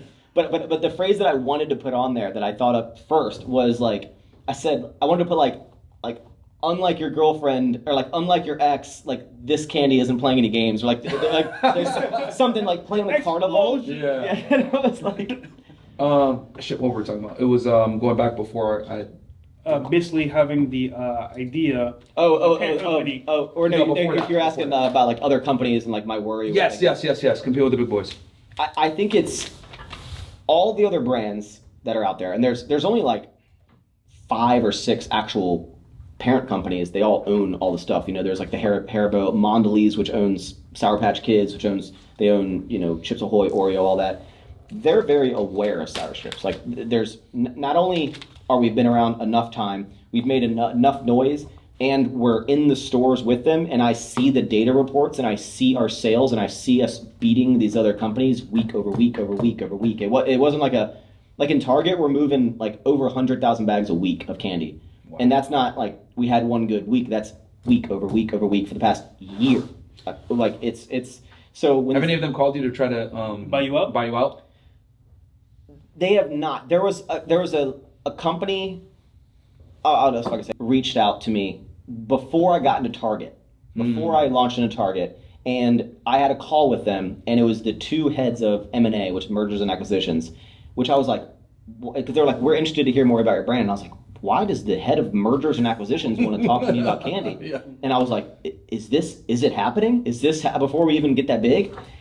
And they were just like wanted to hear about how we started the brand and stuff, but it never led anywhere. There was never talk of anything like that. And thank God thank God that didn't happen then, because the brand is substantially more valuable now. Yeah. Light years more. The number one question I get is, would you sell the brand? Like that's like the absolute top thing of like, if someone offered you a big check, would you take it?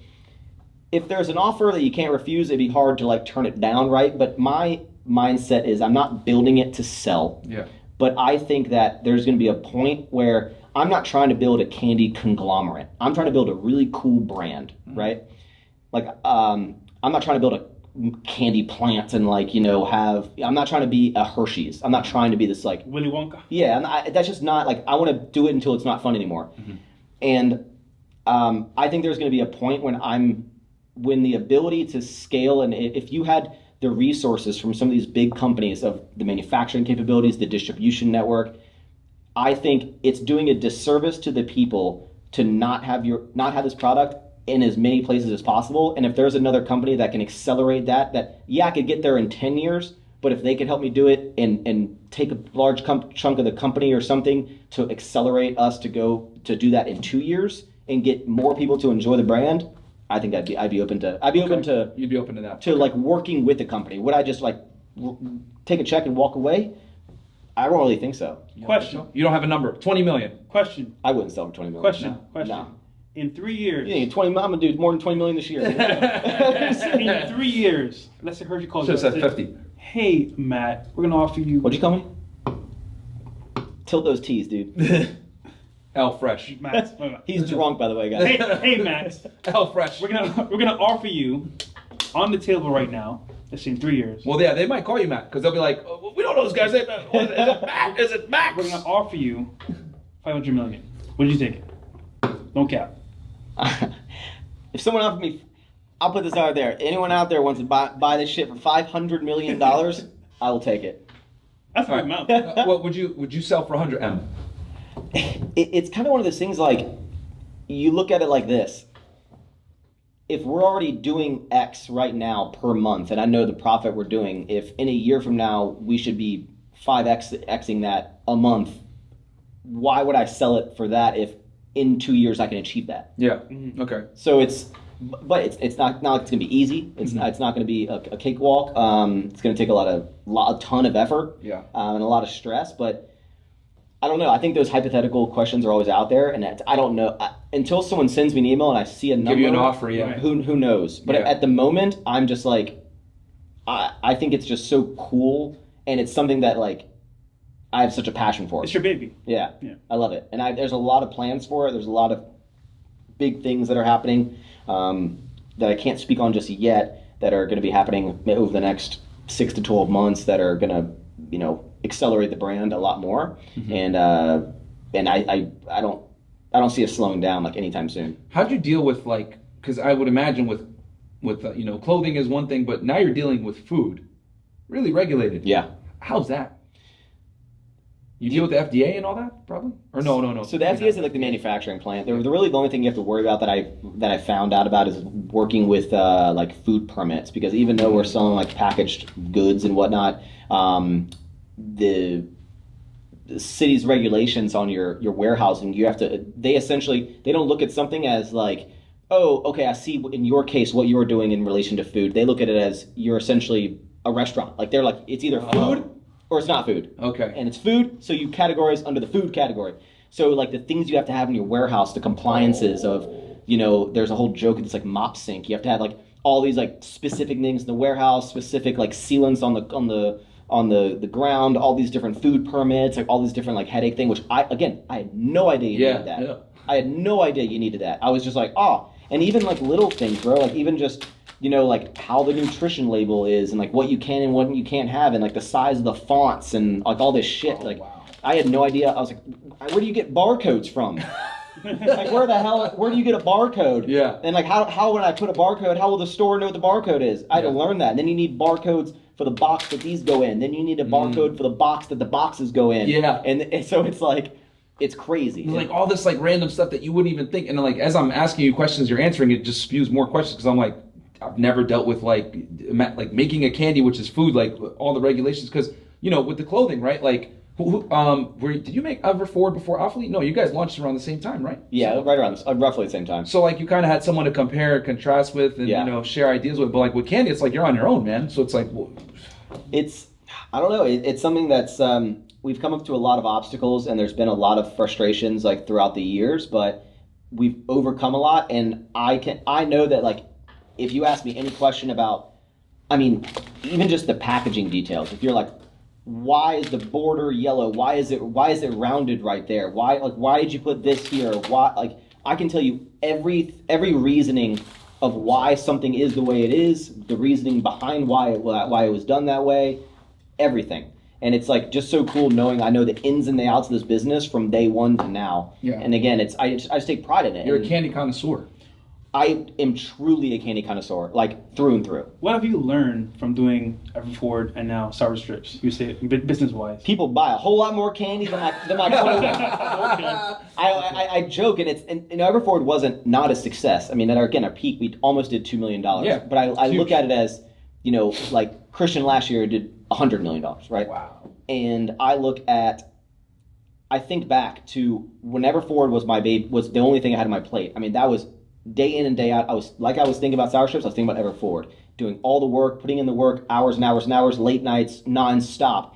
And at its peak, I got it to $1.6 million. Yeah. And in 3 years, I'm doing that monthly with Sour Strips. It kind of like, maybe clothing isn't my thing. Maybe it's not. It doesn't mean not every business needs to be a 1, 5, 10, 20 $100 million company, right? Yeah. Even in Everforward, it's like if you can do it, you make money. It's like a lifestyle company where like it's profitable. That like it doesn't take a lot of crazy overhead type of thing, and you keep it at a smaller scale. But everyone wants to get to a 20, 50, $100 million company. Yeah. But you're going to quickly realize like the amount of effort it takes to go from to get to $1 million is one thing. To get from 1 to 5 is one thing. 5 to 10, and it just continues to scale. Your problems are going to scale. Your issues are going to scale. That money does come with issues. 1,000%. Like the stresses scale accordingly to the business. It doesn't just get like easier. Like, hey, more people buying the shit. I just buy more product. It's like no. The headaches just overflow, and you can't anticipate it. Like you can't. What was the biggest obstacle you had that you didn't see coming that you had to deal with Sour Strips? That people would never think of, like running a candy company. Regulations, competitors. I guess just. I'm trying. What was the biggest pain in your ass, man? Now it's distributors. That is a big headache, but no, I love all the distributors. They're trying to undercut each other and shit. That's like a problem I would have never seen. Like, yeah, and you have to. It's the point where you're literally like, stop it, stop, no. And they're like, okay, I won't do it again. 2 weeks later, do it again. And you're like, what the fuck? Like, I couldn't be more black and white about this. Yeah. Like, just don't do this. Yeah. I guess it would just come into figuring it out, like all of the, I guess you could say regulations about just what needs to be on the packaging, how to get it to the stores, understanding what do you sell it for. Some things I was terrified over the time is like raising my prices to different distributors. Like, oh my God, like what if I need to raise the price? And it's funny there's everyone is going through a lot of like supply chain issues, so the prices are increasing across the board. You see it when you go in the grocery store and things are more expensive, right? Yeah. Costs are going up, and a lot of times I'd be like, oh shit, like I'm gonna have to tell my distributors that I'm gonna have to raise it 5% or something, whatever I'm selling it to them as, and you almost tell it to them expecting that they're gonna be like, no, but I forget sometimes. I'm like, oh, I actually own it, and they're just like, they have to accept it. Yeah. They're like, okay. And I'm like, oh, I'm over here. I'm nervous before I tell them. Yeah. And then 100% of the time, they're just like, okay. Like, because I was like, and I think about it, I was like, oh, they have to say okay, because I'm the guy that they buy it from. Yeah. Has the war in Ukraine or these supply chain issues like caused you any type of issues as far as like your product goes? I mean, I think supply chain issues with the vessels, because this is manufactured in the Netherlands. Okay. So everything comes on a boat. Most candy manufacturers that people don't realize are overseas. Haribo's in like Germany. There's a lot in Turkey, a lot in Spain, a lot in Mexico. There's actually only a very few companies. Trolli is actually one of them. It's owned by Ferraro. There's actually 2 different companies. I think they're in the United States. I think they're in like Chicago. Albanese is in the United States. American licorice company who makes sour punch straws. They're in the United States. Good candy as well. Yeah, it is.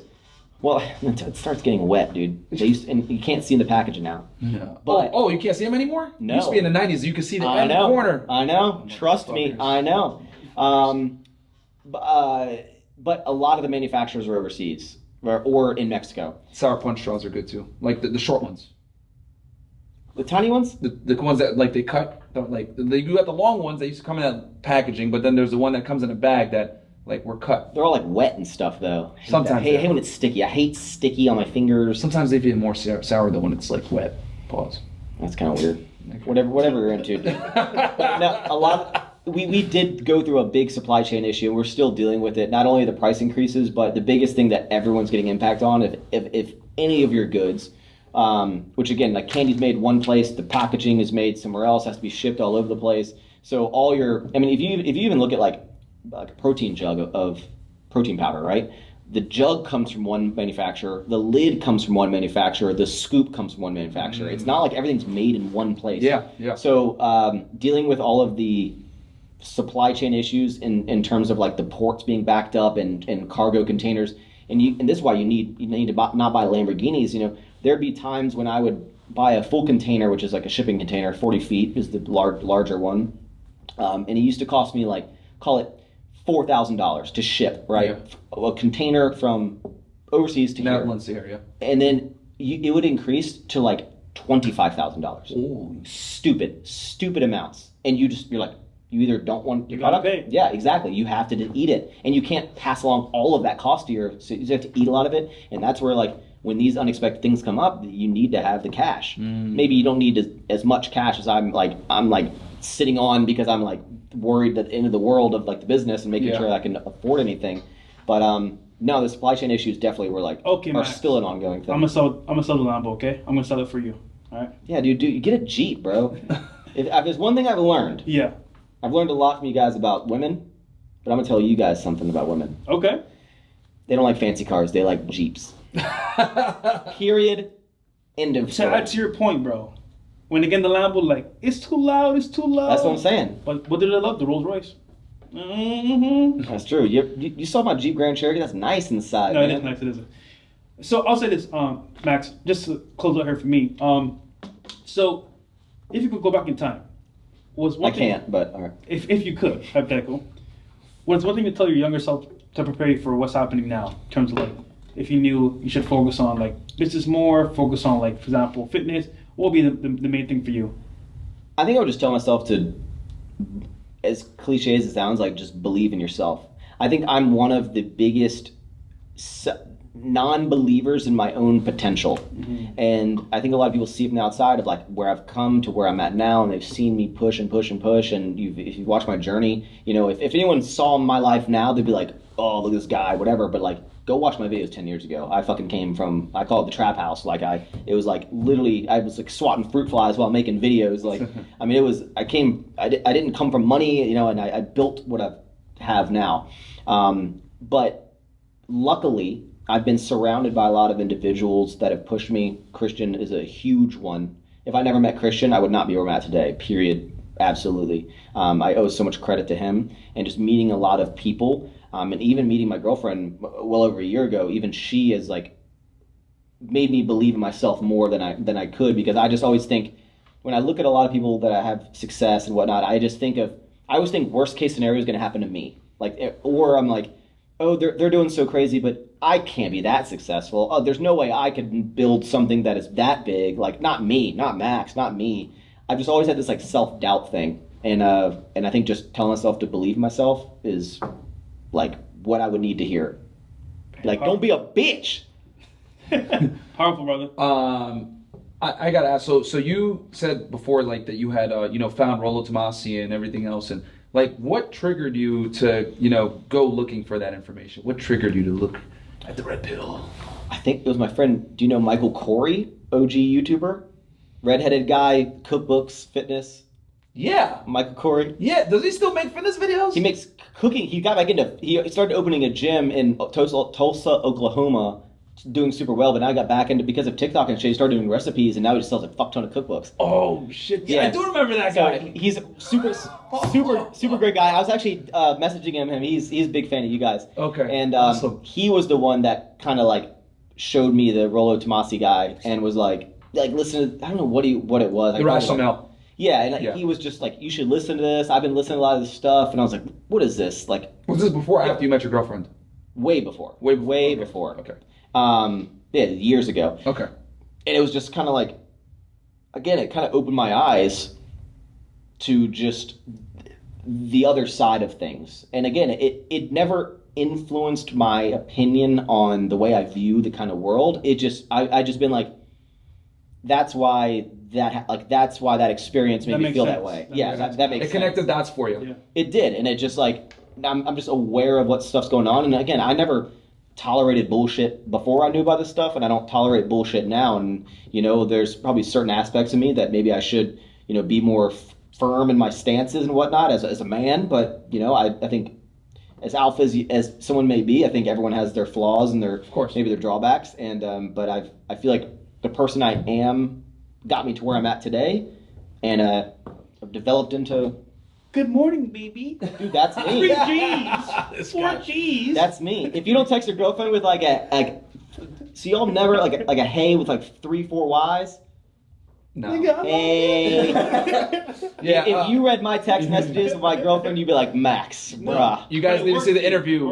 I'm in love. You guys need to see the interview that we did with Maxx, where we talk about that in more detail on his channel, which will be out probably, but after you guys see this on his Don't Be Sour podcast. So that's how you find it. Then how did you find us? Did you find us through TikTok, YouTube? I found some feminists hating us. I don't know. I found you guys through How to Beast. Because he got invited down to your show, and I was like, who are these guys? And I watched, and I was kind of like, they get all the girls, and I was like, this is kind of extreme. I was like, it's kind of in that world. But like, I mean, this is like before I even knew who Andrew Tate was and everything. And so. And then again, he was like, "Yo, like they said, like they were like, yeah, Myron's like been watching your channel. Like, if you want to come down, like they'd love to have you in the show." And I was like, "I'm not worthy." I was like, I'm not the type of guy that has these like strong opinions on life. I'm just kind of like, if anything, I feel like I fit the category of the opposite of that. Of like, y'all probably attack me for the shit that I say and believe in, but I'm just like, dude, it's worked for me this long, and I was like, I don't tolerate bullshit. I'm just not super like. This is how it's gonna be. Yeah. If you don't like it, get the fuck out.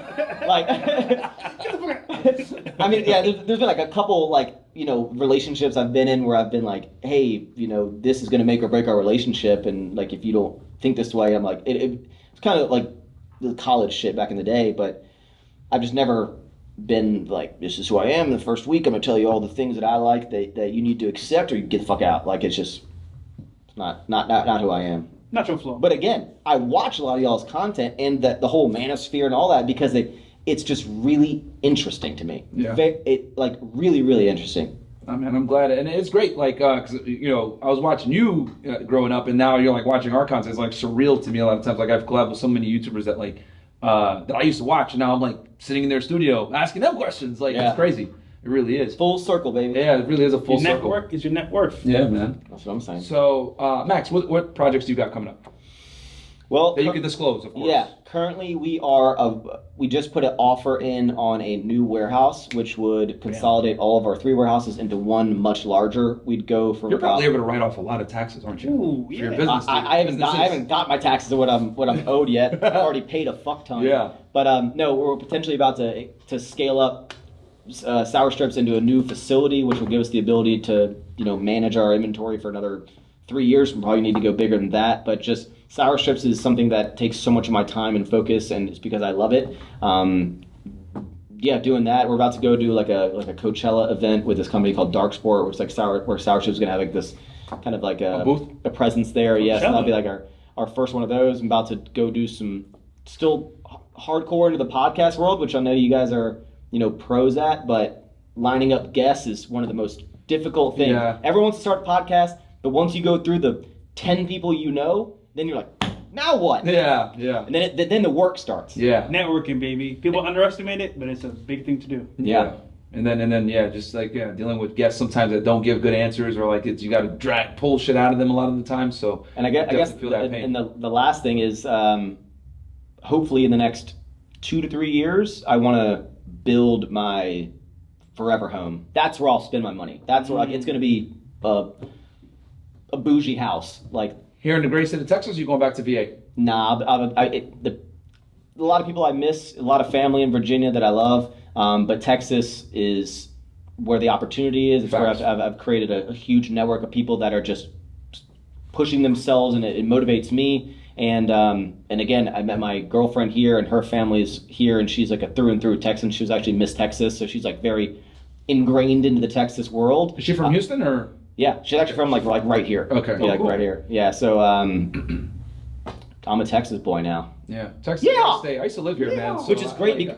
Oh, sorry. Go ahead. No. I was gonna say is that Texas or Florida the places to be, man. Florida's got all those mosquitoes, dude. Not in Miami. I can't do Miami.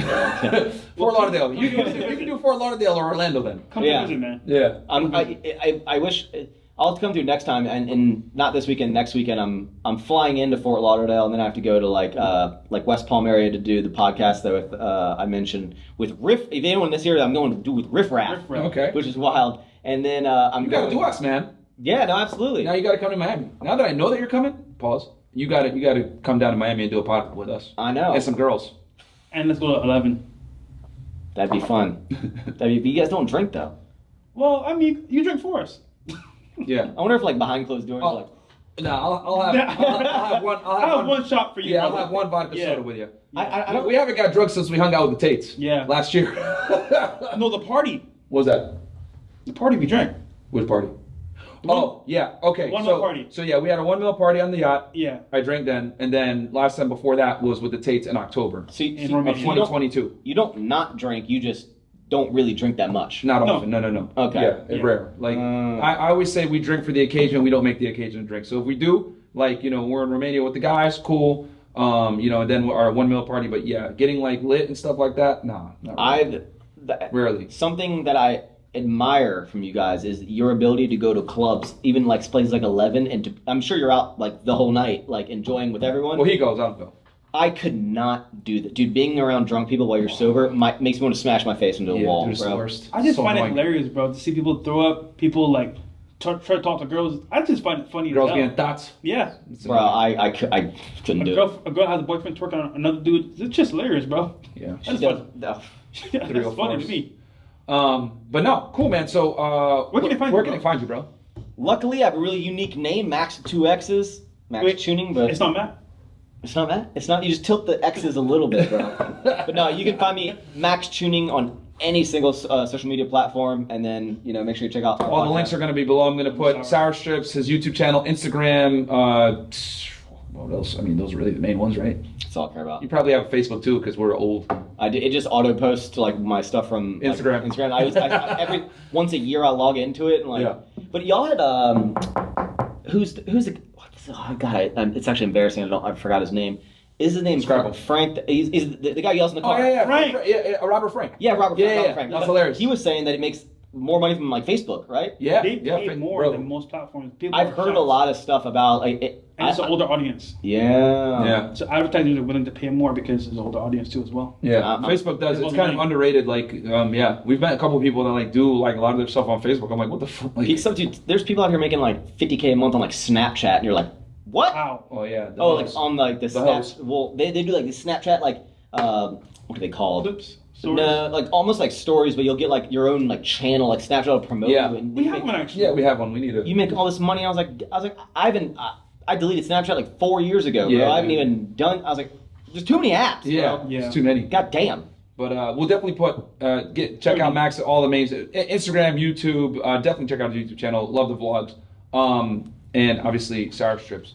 And yeah, man. Other than that, This is I really fire, enjoyed man. this interview. Like I actually learned a lot. I took like a bunch of notes. That's quality, man. Thanks for having me on, guys. I appreciate this. Hopefully your Once audience, again, bro. hopefully your audience loves me. If they come and watch the episode where I film you guys, they're gonna completely think the opposite. They're like, this guy's a simp. No, that was a great episode, man.